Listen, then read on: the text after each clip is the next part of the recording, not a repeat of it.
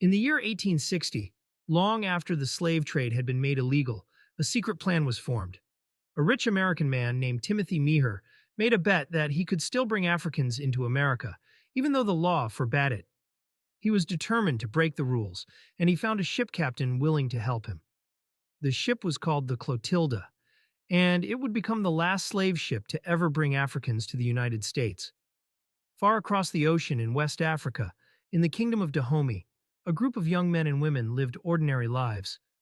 They farmed, traded, and lived with their families, unaware that their lives were about to change forever. During a raid by the Dahomey army, many people were captured and taken to the coast to be sold. Among them was a young man named Oluwale Kosola, later known as Cudjoe Lewis. They were loaded onto the Clotilda, secretly at night.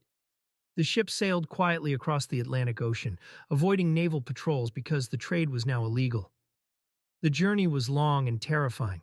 More than 100 Africans were packed into the ship with barely any space to move. They were scared, confused, and unsure of what fate awaited them. When the Clotilda reached America, the captain and Meagher hid the Africans in a swamp area and then burned the ship to destroy all evidence. The Africans were divided among the men who financed the operation. Because slavery was still happening in America, they were forced to work against their will, despite the law banning their transportation. Years later, after the Civil War ended and slavery was abolished, the Clotilda survivors were finally free. But they were alone in a foreign land with no money, no families, and no way to return home. So they decided to build something for themselves. Together, they saved their small earnings and bought land near Mobile, Alabama. They named it Africa Town, a place where they could live according to their traditions, speak their languages, and rebuild the community they lost. Cudjoe Lewis became one of the leaders of Africa Town. He often told the story of how they were captured, how they crossed the ocean, and how they created a new home in America.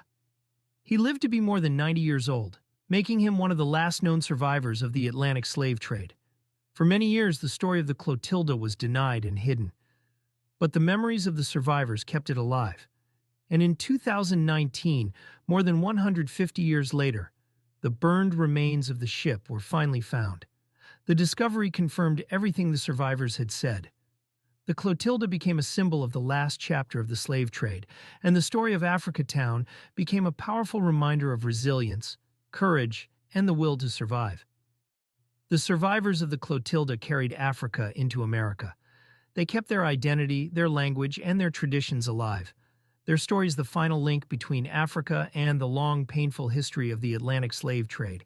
And even today, their descendants continue to live in Africa Town, honoring the memory of those who came on the last slave ship.